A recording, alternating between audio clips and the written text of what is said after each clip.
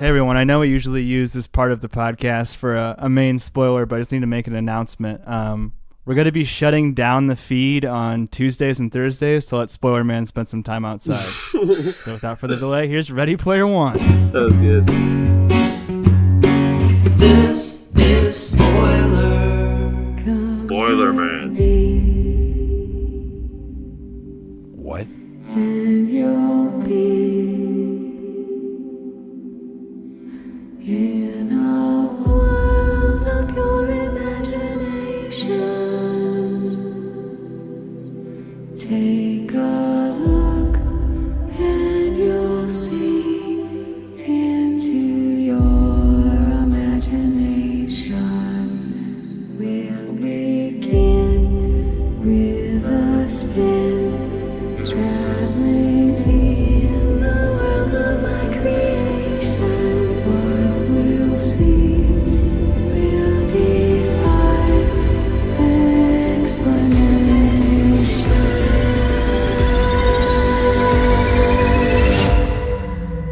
We got Pat Kelly and Mikey Toller on the podcast. Two potentially opposing viewpoints of this Steven Spielberg blockbuster, I guess you could call it. Classic. Yeah. Big budget Spielberg. Yeah. YA adoption. I'm on Parsville's side here. I'm willing to fight for the Oasis. Well, I guess, yeah, we don't really need to introduce the movie. I think if you're listening to it at this point, you know kind of the general outline. You got Wade Watts. He's in a video game. He's got to find some keys to win over the Oasis. Pat, you've read the book, so we'll give you the floor to beginning. What'd you think of Ready Player One? Oh man, I love this movie. I know Mikey didn't, but I'll say it's very, very different from the book. But for me, it wasn't necessarily a bad thing. I like both of them for what they are. But yeah, I really enjoyed it. It's super fun. It reminded me of that old school Spielberg magic. It's just like, it's a good reminder of why I love going to the movies. Did you have a favorite intellectual property that you saw on the screen? Was there something that you're like, oh? Ooh, I was gonna save that. Okay. I was gonna save that question for the end. All right. But so let me think about it. Yeah, I'll let you think about that, and then on the counterpoint, we have the man who hates everything. You know him, you love him, Mikey Tiller. What did you think about Ready Player One? I mean, I didn't read the books or anything, so I want Pat to like explain, I guess, the plot of both. I would like to know which one he thought is better, because I did not. Don't worry, I took a whole bunch of notes of just the differences. Excellent. Okay, yeah, because when I got out of this movie, I was so fucking drunk on like 2.5 hours of what the fuck did I just watch, because it was like seizure-inducing CGI for 2.5 hours, and I came out of there confused as what I just saw. It looked cool, but I thought the story was garbage. Man, you got that right. It's a damn long movie. 2.5 hours. It is long. Yeah, for a while. Which is like almost standard for any movie now, which is a little ridiculous. A little bit, yeah. I was getting kind of bored. I saw it in IMAX, but it didn't have like those reclining seats. So as cool as the screen was, I was like, damn, I wish I could like lay down right now and take a nap or something. See, I'm hit or miss on those. I saw it last night again, and we had the recliner seats, and that was the first time I haven't like almost fell asleep. Because like I get too comfy in those, and then I just pass out. But maybe that's an attest to the movie. Well, that's the thing. But I'm also a big fan, so I'll say this about the recliner seats too: is that what makes them nice is you can get up real close to the screen in those, and it doesn't really matter. Like you could basically sit second row in any movie theater in a recliner seat and kind of be okay. Like you might have to like look around at the edges, but yeah. We're getting off topic a little bit. You might miss a couple of intellectual properties if you sit that close, but. Ready Player One, let's break it down like this. Let's get into it. There's 3 main set pieces, and for each of those set pieces, our protagonist, Wade Watts, gets a key. And he's trying to unlock the 3 keys to get the Easter egg to take control of the video game world that this film is set in. So it's about 80% CGI in the video game world, I'd say, 20% in the real world. And that first main set piece, Pat, I think you even like messaged me about this. You said, "Man, yeah, see it in IMAX for this scene alone, the race scene." So what we get in the unbelievable. What we get in the movie is it's like a literal race where you gotta like drive your car down a track, and there's like all these like monsters that you've seen before in it. what did you think about that? And is it the same as in the book? Different than the book? So that was probably my favorite scene of the whole movie, just because.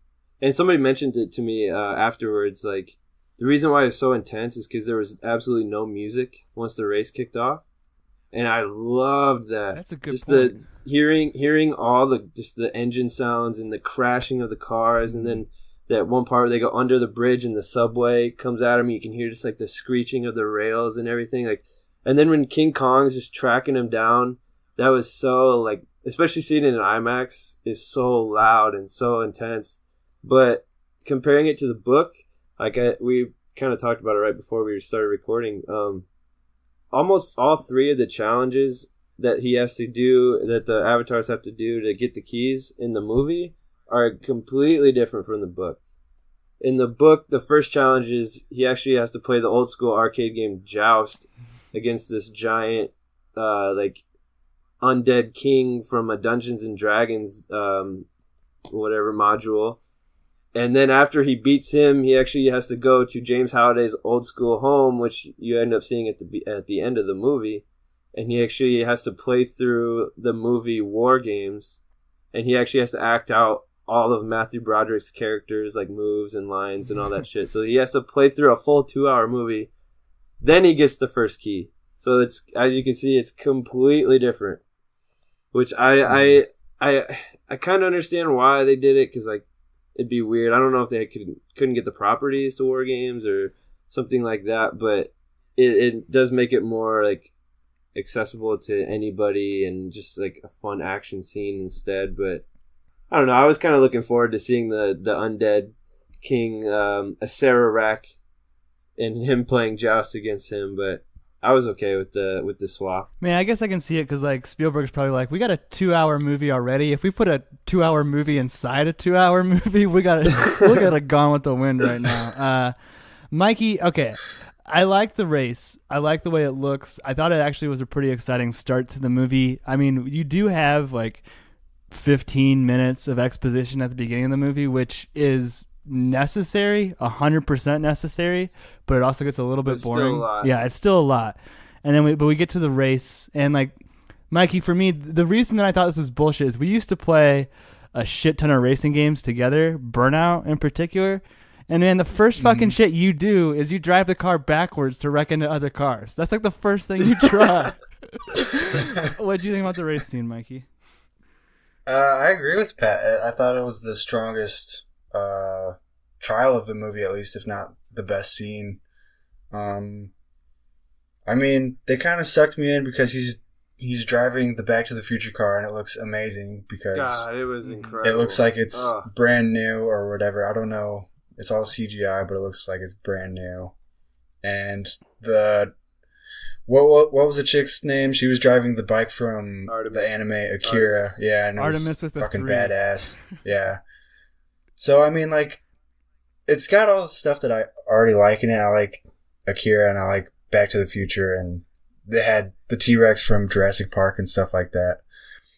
So it was a pretty strong scene, but yeah, like Pap said, right off the bat we get 15-20 minutes of exposition. So, and it's like me jumping into a story I have absolutely nothing about because I went into this completely blind to the story. That's what's hard about the whole like exposition thing, because he literally has to set up an entire, not just one world, like a future dystopian world where everything sucks, but he also has to set up this entire virtual world where you can literally do anything, and it's like, how do you do that without literally just a voiceover, or it's going to take half the movie for them to show everything, you know? I think the thing that I hated most about the beginning exposition was he said mankind had just like given up on solving the world's problems, so then everybody had just invested all their free time into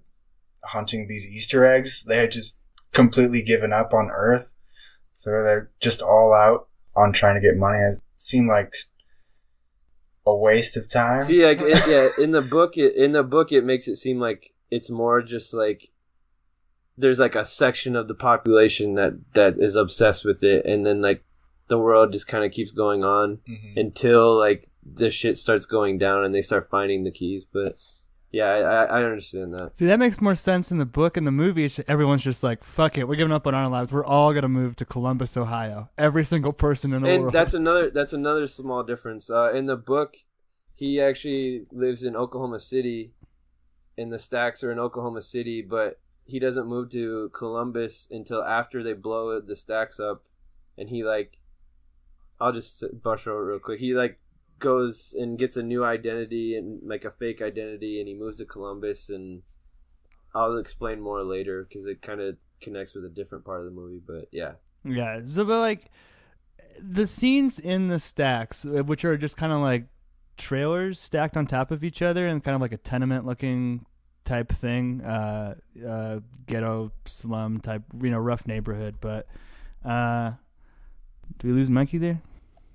Yeah, we lost Mikey there. All right, that's cool. Mikey will join back in. But yeah, so the Stacks are like these slum tenement type things. But man, the way that it's shot, it's just boring. And I get why he did that. Like, but every time they're in the Stacks, I just want to get back to the Oasis. You know what I mean? Like, right. I think that was part of it too. Like, the world's supposed to be shit, so it's kind of like, and everybody legit wants to spend their time in this virtual world. So I think that was part of it too, because it makes the audience. I know I've read some reviews where like a lot of people were interested in the real world stuff, but I was one of the few, or like one of the ones that was like, all right, get me back to the Oasis. Like, I want to see this.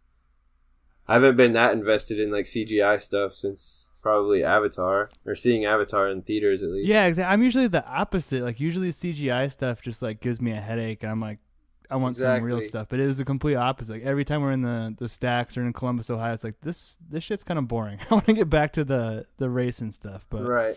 Yeah, we'll see if Mikey might join back in or not. He might be in the Oasis right now himself. A little game, but yeah. So I think that we should also explain why in 2045 everyone's into 80s pop culture, and that's because in order to solve the riddle that James Halliday threw out there, they had the players of the future game had to sort of unlock his psyche, and he was this ultimate like 80s nerd. He's into like all of the main intellectual properties from the 80s, so like your Star Treks, your video games, your everything like that, and apparently also The Shining, which was a 1980 movie. But this scene was pretty different than the book too, right? Do you want to explain real quick what happens in the book in this part? So in the book, the second challenge has nothing to do with the movie. I believe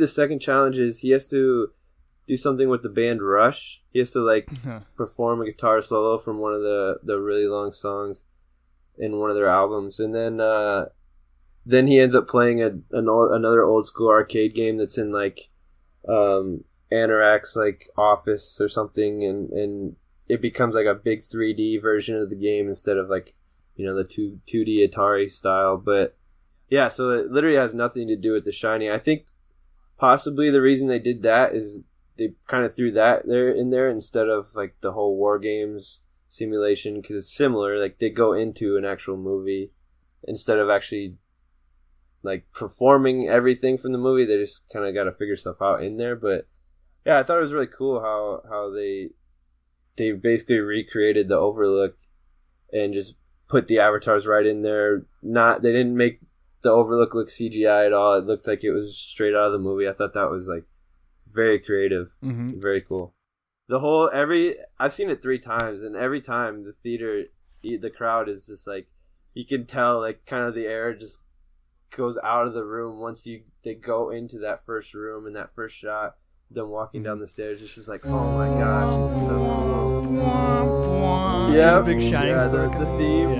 Yeah, that part was really solid to me, and I think that like, because I'm trying to like, this movie is a head scratcher for me in a couple of ways, mostly because I just don't understand why Steven Spielberg did this movie. I mean, I do on a couple levels.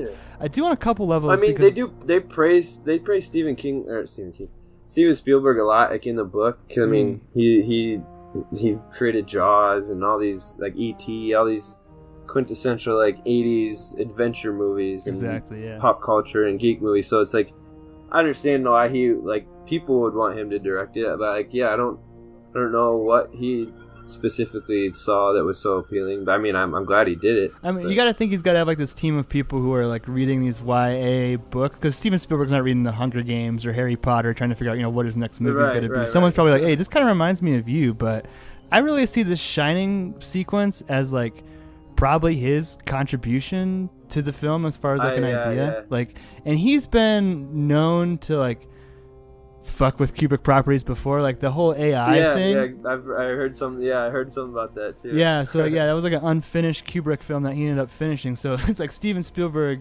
loves fucking with dead Stanley Kubrick's properties, but yeah, I watched. You watched Jeremy Johns on YouTube? I do. I didn't see his review of this though. No. I watched his review and he's like, dude, that scene was just cookie cutter platter, straight for the critics. Like they did like an impression of the critics, like Stanley Kubrick's The Shining. Like how dare they? Like that's funny. I mean, yeah, I think that was a pretty good scene. And then I thought the gag at the end of that scene where the what is it, IOI? Is that the name of the evil company? Yeah. Where those guys go in and we get that shot of all of them freaking out. Like that made me laugh. That was great. And I got a big laugh in the theater too. So. Yeah, I'd say high marks. And then just the whole part of H not realizing or not really seeing it and not knowing it's a scary movie, and then following the little girls and like going right up to the elevator door. Like everybody in the theater knows that all the blood's gonna come out, and with the old lady and slash the hot naked lady, that was so funny. I'll say this though, is that scene maybe could have been paced a little bit better, because like yeah, a little bit. Like you were saying, like when H goes in there, like the first time, like he goes into room 237 and the door closes behind them, and then you see the number, big laugh every time. But then they go back into room 237. He's like, I don't know if we should go back in. You know what I mean? Like you only need to do the joke once, to me. Yeah, right. But I think that kind of. I was really hoping to see a shot of like a Jack Nicholson shot, because like they show his legs. Like when he's chasing him through the maze, but I was hoping to see like a little quick glimpse. Can you guys hear me? Oh, Money's back from the Oasis. I'm back. What? All right, you guys done with the podcast? Jeez, my bad. He zeroed out and he respawned. You got an extra life. I'm back. No. We just got done talking about the Shining part. You got any thoughts on that, Money? Oh, is he back? Mikey. So then that brings us to the third set piece that we got, the kind of final battle. So this is in a castle from Dune, I think it is, in the movie. And no, it's this I don't know what if the castle like that they picked was supposed to be based off something, but it's supposed to be like James Halliday's Avatar, Anorak. It's supposed to be his castle. But it's just like on that like planet Doom or whatever, and then in the book it's on a completely different planet. But that they just did that because they talked about that planet earlier in the movie. But and this is kind of like just this whole scene is just the Spielberg wet dream of a sequence, just a freaking all out visual assault, almost like George Lucas in the prequels esque. So dense, so much to look at, like. Tons of characters, tons of shit going on, stuff flying everywhere, and then the whole idea is they gotta pick the right video game and then not beat it, but do like a secret Easter egg within that video game. Right. I like that. That's the only part of the three challenges in the movie that is the same from the book, is the fact that the last game is adventure. And it is about the guy who created the first Easter egg in a video game, and that's how they actually win. Mm-hmm. But that's the only part of the three challenges in the movie that is the same from the book. And then does the book have that stuff at the end where they're like, they beat it and they go in, and then it's kind of like it's almost like the Willy Wonka mystery. Oh Jesus Christ! You sound like a robot. I can hear you, but you're lagging hard. Yeah. Can you hear us? That's the most important thing. Yeah, I got you. All right. Well. All right. Now you sound normal. Yeah. What do you think about the Shining scene, Mikey? The Shining scene. I know a lot of people hate it because it like ripped classic just scene and setting from The Shining, but See, I've heard everybody loved that scene. yeah, I thought it was kind of cool. Honestly, I've only seen The Shining like once because it's fucking terrifying. So I'm like not so attached to the scene, but I thought it looked pretty cool. That might be a movie that might be kind of cool to get remade because that building is still like exactly the same, and Right. it looked. Eventually they will. Yeah, it looked pretty awesome to me. So Well, I can't complain about that. One more thing I want to say about the Shining scene, then we'll get on to like the last battle. But like, I was surprised in that whole course of that scene. Like, I was wondering like, what are they gonna be able to show? What are they not gonna be able to show? Like, they showed like the old naked lady, but they don't show her like anything like R-rated. Like, they barely cover that up, and then they go like pretty much all out with the blood in the elevator scene, which is one of the most. Yeah, that was intense. That's one of the most graphic sequences from the movie. I mean, like they go to all the most graphic sequences in the movie. Like, I can't believe they had that blood gushing in a PG-13 movie. And the fact that it wasn't just that scene too. It just kept going. Like, they were stuck in there. H was stuck in the blood, like floating around. Like, that was cool. Yeah, I guess it's because it's the Oasis and because it's directed by a guy named Steven Spielberg. They just got to rate it whatever what he tells them to. But yeah, so and then Mikey, we were just talking a little bit about the final battle, and then it's kind of an all-out George Lucas assault on the senses, like so dense, so much going on in every frame. What did you think about the final battle? This is where things get like kind of tough, like CGI wise, because a battle is super hard to do because it just looks like 1,000 tiny things running all over the screen if it's not very good. And I think it looked, I mean, there's like so many different characters and stuff. They're all different sizes that it looked good enough. It didn't all look like one jumbled mess. But I think this scene had the coolest scene in the whole movie is like the Gundam flying and then swings his sword out and it like goes shing or whatever. And that part was like so amazing.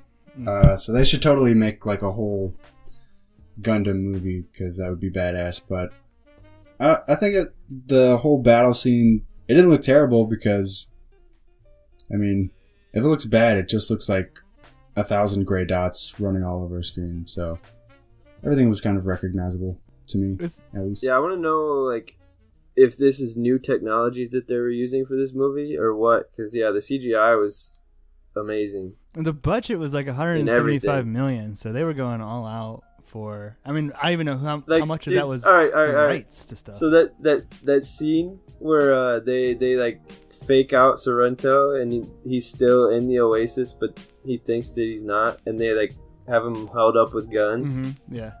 The first time I saw it, I knew something was up because like Ty Sheridan or Wade, like his face looked so weird, and it reminded me of Justice League. I was like, yo, his face looks like Superman, but like it was supposed to look bad. It was, like I was just laughing so hard because I was like, man, Justice League.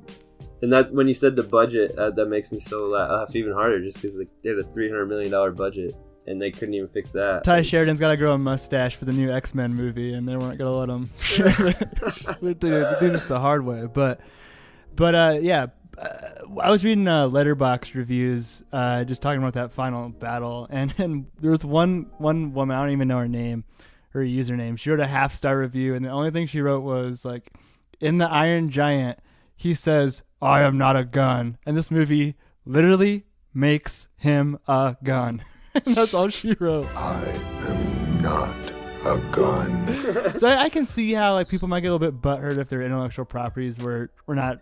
But at the same time, like it's not the Iron Giant. It's somebody controlling a thing that it looks like the Iron Giant. You know, like I understand where she's coming from, but at the same time, it's like, come on. Yeah. Well, like. The thing with the rules of the universe, how is she just building an Iron Giant? Everybody was paying for stuff with this internet money, and she was just building this massive weapon? Well, yeah, I think they don't really mention that in the book either, I don't think, but what I got from it is that she builds stuff for other people and gets paid for it, and that's how she was doing it. But... Also, were you surprised by the reveal that H is a chick?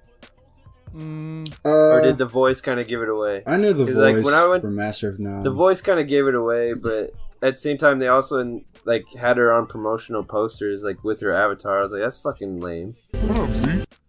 Also, she's like way older than all of those kids. She's like an adult.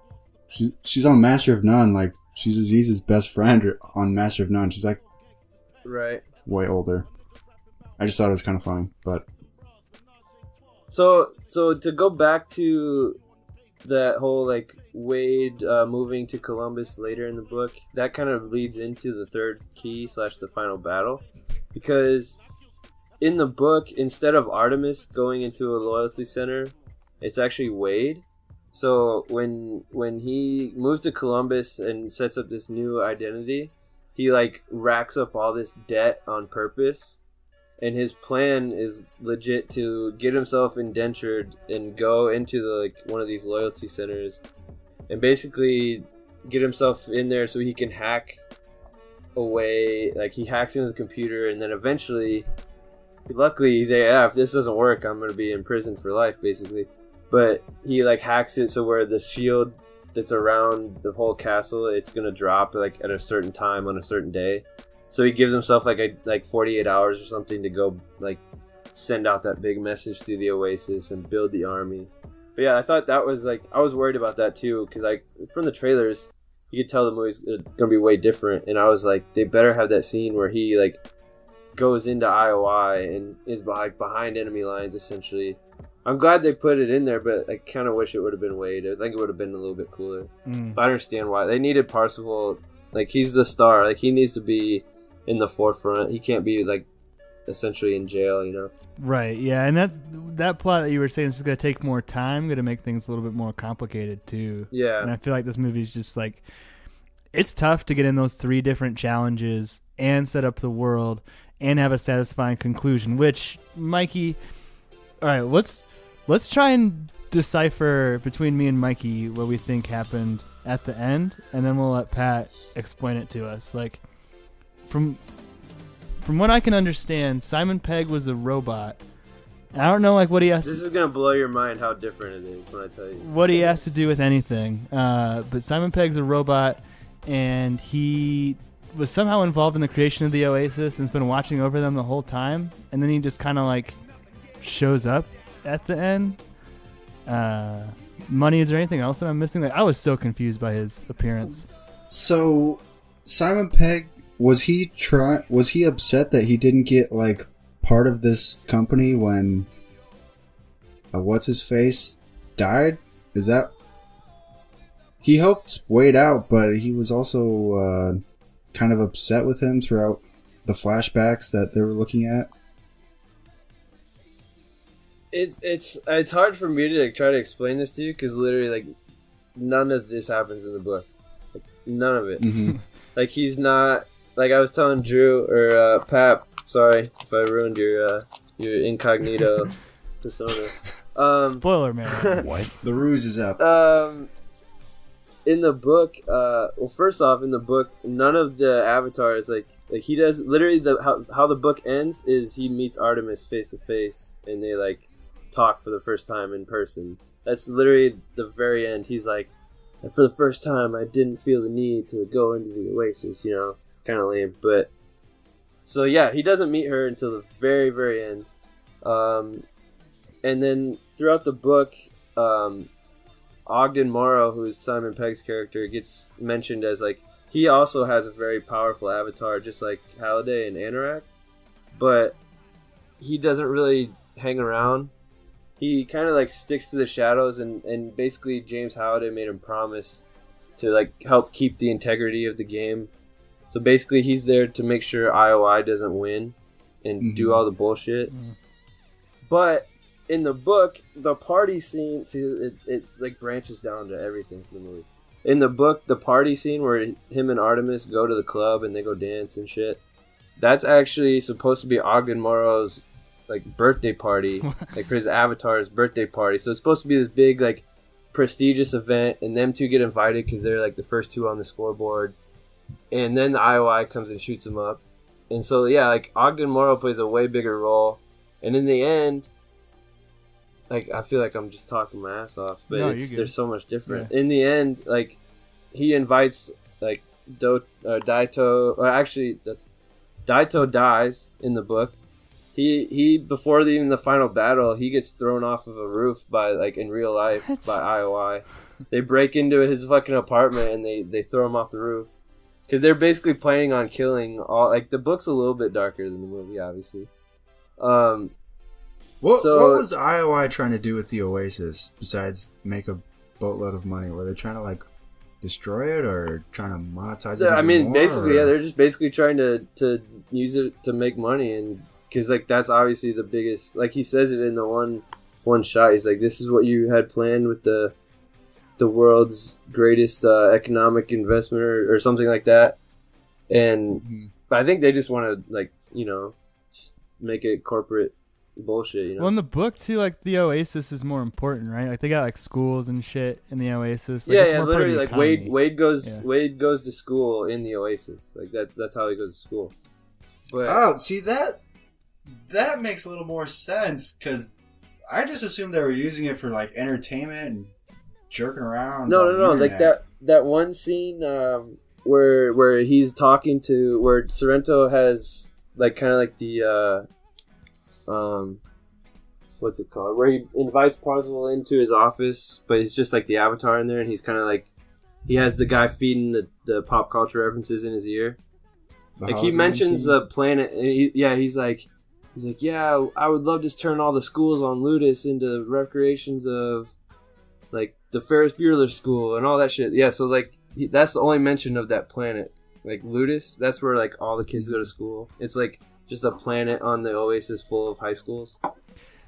Yeah, but you don't get that from the movie at all. In the movie, it's like like I'm gonna get my computer charger. Keep going. Is it just like a game or like a movie or like a game or like a fun thing? Like it doesn't have too much real big influence if it's owned by IOI or not. Like it was just a game or just a form of entertainment, not like educational or anything like that.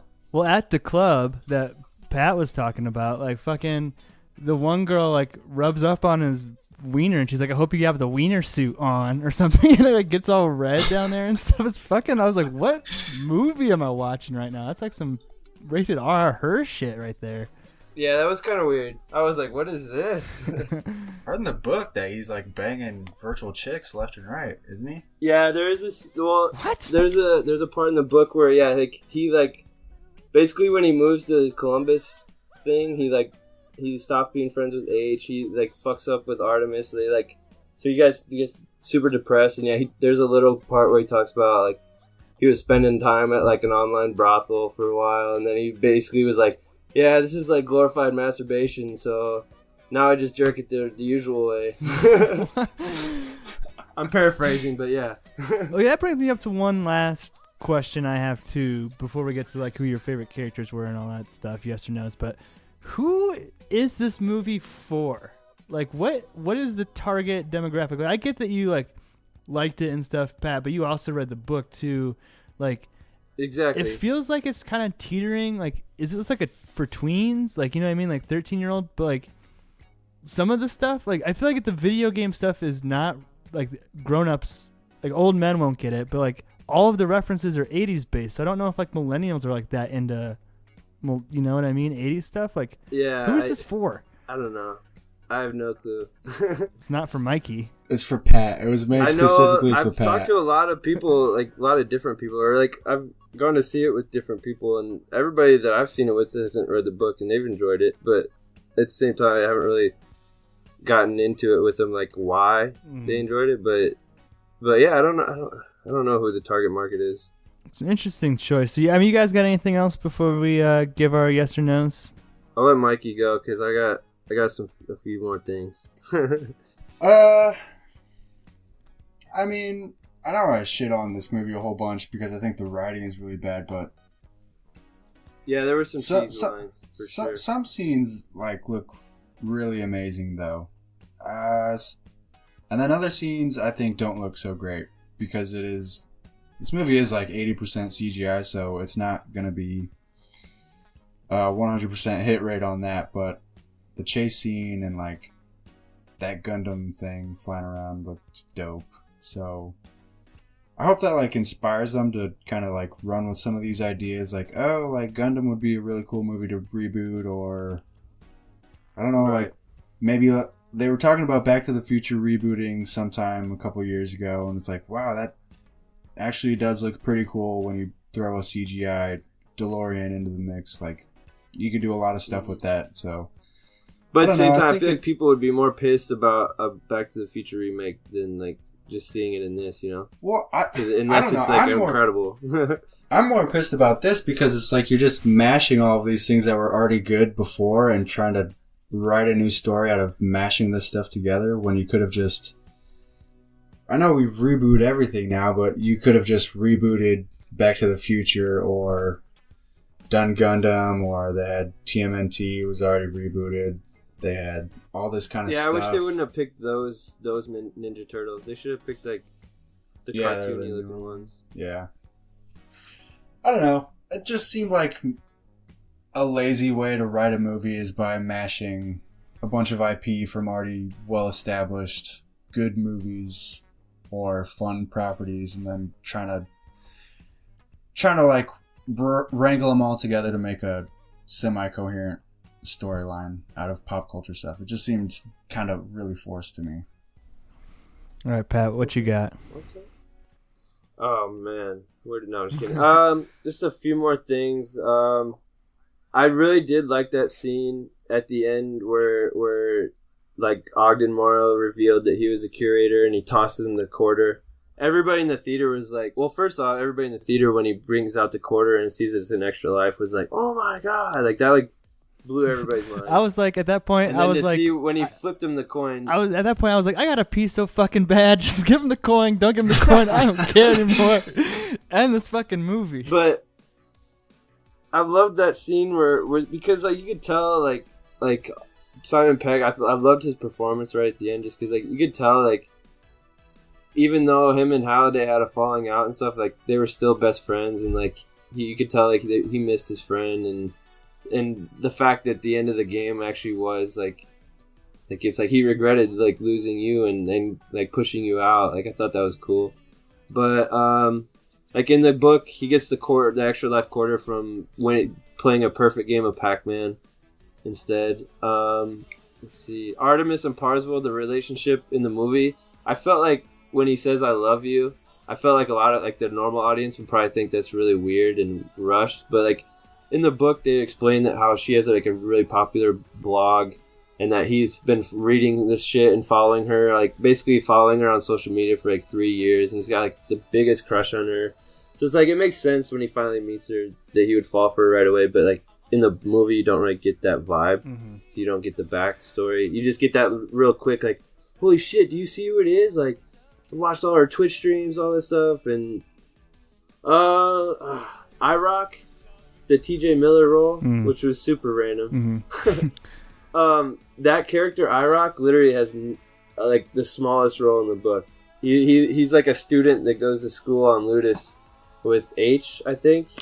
So like he goes into the chat room with him and Parsifal every once in a while, but like he's kind of known as like a guy who thinks he knows all that and like thinks he knows all this shit, but he doesn't know nearly as much as like Wade and them. But basically all he is in the book is like he just lets the IOI know that H and Parsifal know each other, and that's like the last he's in the book. He has like no role. That's why I was very surprised when he was like basically Sorrento's like right hand man inside the Oasis. So you're saying Spielberg never read the book? I promise. Probably. but at the same time, it's like Ernest Cline, the author of the book, co-wrote the script, so it's like all these changes were obviously okay. And like he co-wrote it, which I mean I don't know if that's a good or bad thing since the writing's But I'll just wrap it up because there's still more I can say. But I wish Sorrento was a little more like evil. Ben Mendelsohn's character, he was a little more like maniacal in the book and like just like didn't give a fuck. Dude, yeah, the whole part about Ben Mendelsohn in this movie, he's almost like the bad guy from RoboCop. Like he's so over the top. I was like, is this supposed to be like a satire? And his fucking little the henchman girl that he sent everywhere, she was the worst. She reminded me like she should have been in like Indiana Jones and the Kingdom of the Crystal She was Skull. straight like Natasha. Like she was so over the Boris top. and Natasha, bad girl look. It was so ridiculous. But, yeah. Did you say your favorite I scene, thought it was Pat? really fun. No, I think the car chase was my favorite scene, but that or the Shining scene is great. But I don't know. Overall, I loved it. I'll see it again probably. But and like I saw you talking shit on Twitter, Money Mike, and I was like, hey man, we've had this conversation before.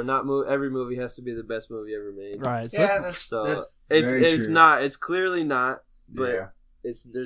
I don't think it's a terrible movie. I think it's a fun family movie. That's what the changes that they made. Is it a family movie? Did the most. It can be. I feel like there's something for everyone in the family, but that means there's also something that's specifically not for everyone in the family. Like, you know what I mean? Like, I guess when I mean family movie, I guess I mean it. Like I said earlier, it reminded me of like when I say this, like don't think I'm comparing it to Jurassic Park, but like it reminded me of like when I watched Jurassic Park, like it's just like a big, like epic kind of like roller coaster ride where it's a movie that's made to see in theaters. Like I was telling some of my friends they need to go see it, and they're like, yeah, I'll wait. And I'm like, dude, like that race, the chase scene, and the last like big action sequence, they're not the same on the small screen. yeah. Yeah, I'll give you that. I would have But- absolutely hated watching this at home. This would have Yeah, really... like that car scene is Ruined my literally day. worth it to see it in the big screen. But yeah, I don't know. I just think it's a classic Spielberg fun movie, and I recommend it for sure. Cool. So, yeah, the last thing I want to ask you guys, give your yes or no, and then if you do have anything left on yes or no, and then who is your favorite? Yes or no, and your favorite. Yeah, who's your favorite property? IP? I'll go ahead and kick things off. Grandpa Spielberg is an interesting character in the history of film. He's always been this guy who does like the one for you, one for me type thing. And Pat, you brought up Jurassic Park, which I think is actually a really good comparison because in 1993, Spielberg had Jurassic Park, but he also had And Schindler's List. Yeah. And so he kind of did a similar thing now where he had The Post in December, and like 4 months later he had Ready Player One, his tentpole big property. I think that almost universally people would agree that they would take Schindler's List and Jurassic Park over The Post and Ready Player One, but Yeah. it's a fun movie. I would rather see Grandpa Spielberg make movies like this than have him like corner me at a holiday party and tell me about American history like Lincoln or all the other movies he's been making, Bridge of Spies. Like, I want him to be fun. I did have fun with it in parts, but there's also like just like what the concept of this is kind of like a little annoying to me. It feels a little cheap. I'm gonna give it a soft yes on the big screen and a no on the small screen. So if you're hearing this podcast, see it in theaters, but if you miss that theatrical run, I don't know if there's much reason to see this outside of that. And my favorite intellectual property was, well, first they played a Prince song, and I got real excited. I was like, oh, it's Prince. And then the dude rocks a Prince outfit, like when he's trying to decide what to wear to that club, and that was my favorite part. Like, I love that shit. So That's awesome. that was mine. Pat, we'll save you for last because it should be some positive vibes. We'll end on that. Mikey, let's bring us down before Pat builds us back up. What do you say? I'll agree with the things you said about seeing it on the big screen. I think that really plays a big part in my enjoyment of the few scenes I saw that I really liked from the movie. I would hate to watch this at home just because there's so much going on screen. You kind of want to see it blown up on a huge screen. But I thought the writing was kind of really awful, and I think the reason Spielberg got away with like Schindler's List and Jurassic Park in '93 is because it's a shared universe. Happened in the same world, so it was pretty easy to write that. Wait, what? But Ready? No, I just think, like we also said, is the thing with The Post and Ready Player One in the same year. Like, you would never expect that from any other director, and I think he just kind of spread himself thin because I never want to see the post. I think that movie looks really boring. And I didn't really plan on ever watching Ready Player One because it just doesn't look like it would appeal to me too much because I'm not so crazy about 100% CGI movies, but I'll give it a soft no unless you're going to go watch it on the big screen like Pap said. Otherwise, I think you're going to really not enjoy it too much. So we got a soft yes, no, soft no. One last note: Samantha Artemis's birthmark looks just like the Mexico birthmark from Grand Budapest Hotel. But Pat, what do you say? Let's bring us home here. Oh wait, Mikey, who's your favorite character? Did you say? Oh, I really like the Gundam Okay. thing flying around. Yeah. Yeah. Cool. Good choice. Yeah. Go ahead, Pat. Shit. Obviously I'm gonna give it a yes. I'll even give it a hard yes. I don't know, man. I just reading this was interesting to me because like I never really read the Harry Potter books or anything like that. So like this was really my first time reading a book and then having a movie made out of it that I was like super pumped to see. And the fact that it was so different kind of was like kind of weird, but at the same time like my first viewing of this, like every action sequence or like anytime the avatars were on screen, I had like the biggest smile on my face. So if you're a video game fan or a movie fan of the 80s or anything like that, you'll enjoy it. If you're a Spielberg fan, you'll enjoy it. But I think my favorite... Oh, also, this is kind of random. I wanted to say it earlier. I really like the chemistry between like Parzival and Artemis. I thought like when they were in the Oasis, it was really believable. But then like out of the real world, it was kind of like it wasn't as good. But anyways, I don't know what my favorite character was. Like the Iron Giant was awesome. I loved that he gave the thumbs up when he was going into the lava. It made me sad. It was sad. But I think one of my favorite, I don't know if it was my actual favorite, but this one's sticking out was because it's like a double dose. When Parzival first walks into that big ass room after he first wins the key, and everybody's like trying to take pictures of him, and then fucking here comes Goro from Mortal Kombat. Yeah. And first off, it's like, oh shit, it's fucking Goro, and then all of a sudden, the fucking little xenomorph pops out of his chest, and then she like basically chews up the fucking skin and pops out in his arm. I thought that was super cool. So just little things like that were fun. Dude, maybe that's the thing. So, maybe yeah, if you put your movie in a video game, you can just do whatever the fuck you want. Like you can have shit popping out of people's chests and blood out of the elevators. Like, no, it's just a video game. It's not real. Right? Yeah. So that was a yes for you. Nice mixed bag from us. Couple yeses, couple nos, couple not sures. So Spoiler Man's gonna tell you how you can get a hold of us. Pat, thanks for coming on the podcast. Always good to have you on. Thanks for having me. It's just too bad there aren't any big superhero movies coming out in April that we could have you back on for. I know, man. It's unfortunate. Come on. Maybe it's not like the biggest movie of all time is going to come out or something. I wish, man. Well, which I have yet to see. I have yet to see the trailer for, or at least like the last trailer. So I'm fucking nervous. all right. Well, we'll definitely have you back for that little Marvel movie coming out at the end of the month. Yeah, that indie flick. Coming up soon, we got Breakfast Club hosted by Mikey Toller, who made an appearance on this episode, and then that's pretty much it for a while. So stay tuned. Spoiler Man, play us off. Our email is podcastspoilers@gmail.com. Twitter is @spoilers_pod. Our Instagram is podcastspoilers. It's lit. Josh Hensley from the Rutabaga wrote our theme. Our number is 903-776-4507. And if you enjoyed what you heard today, subscribe on SoundCloud or iTunes. Please don't forget to leave us a review by searching for Movie Spoilers, clicking on the cereal bowl, select the Reviews tab, and leave us some stars and some words. That was Spoilers. Yeah, I'll give you that. I would have absolutely hated watching this at home. This would have really ruined my day.